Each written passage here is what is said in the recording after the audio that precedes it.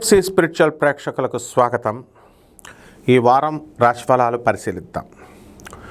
ఓం వసుదేవసుతం దేవం కంసచాణూరమర్ధనం దేవకీ పరమానందం కృష్ణం వందే జగద్గురుం. శ్రీ రాధాకృష్ణాభ్యాం నమః. కృష్ణం వందే జగద్గురుం, అర్జునం వందే జగదేకవీరం. ఈ వారం మనకి గ్రహ స్థితిగతులు చూద్దాం, ఏ ఏ రాశుల్లో ఉన్నాయో. మరి కుజుడు ఆగస్టు 2 వరకు కూడా వృషభ రాశిలో ఉన్నాడు. శని మనకి వక్రించలేదు, ఇంకా జూలై 27కి వక్రిస్తాడు. రాహు కుంభరాశి, కేతువు మనకి సింహరాశి.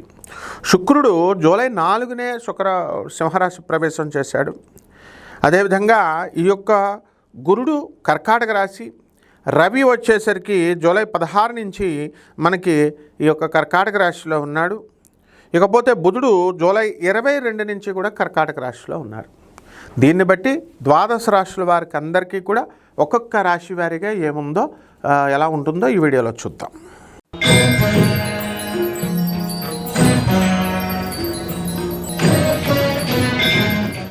ధనుస్సు రాశి. ఈ ధనుస్సు రాశి వారికి అందరికీ కూడా ఎంజాయ్మెంట్ ఎక్కువైపోతుంది.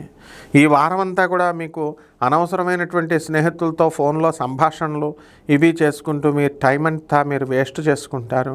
కాబట్టి ఈ యొక్క రాహువు ఒక్కడే వ్యాపారంలో బ్రహ్మాండంగా మీకు ఫలితాలను ఇస్తాడు.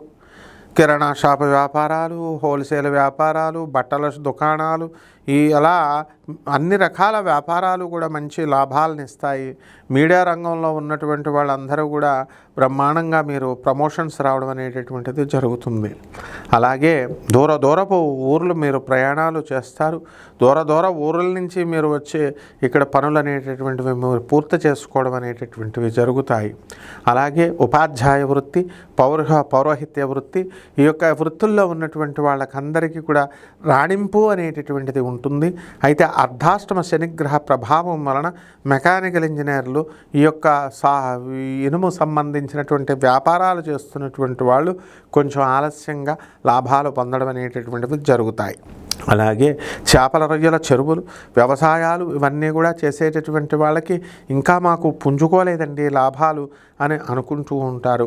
కోట్ల రూపాయలు అప్పు తెచ్చి మేము ఫ్లాట్లు పెట్టాము, ఇల్లు కట్టాము, ఫ్లాట్లు కట్టాము అనేటటువంటి వాళ్ళకి ఇంకా పుంజుకోవాల్సినటువంటి అవసరం ఉంది.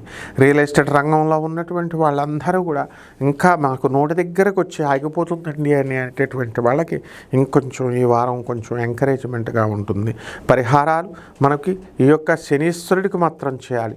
దాన్ని చేయాలంటే ఆంజనేయ స్వామి వారి యొక్క ఆరాధన చేయాలి. తమలపాకులతో శ్రీరామ అంటూ ఆంజనేయ స్వామి వారి తమలపాకుల మీద రాస్తూ రామనామ జపాన్ని ఈ వారంలో మొత్తం మీద 1,00,000 మీరు పూర్తి చేయాలి.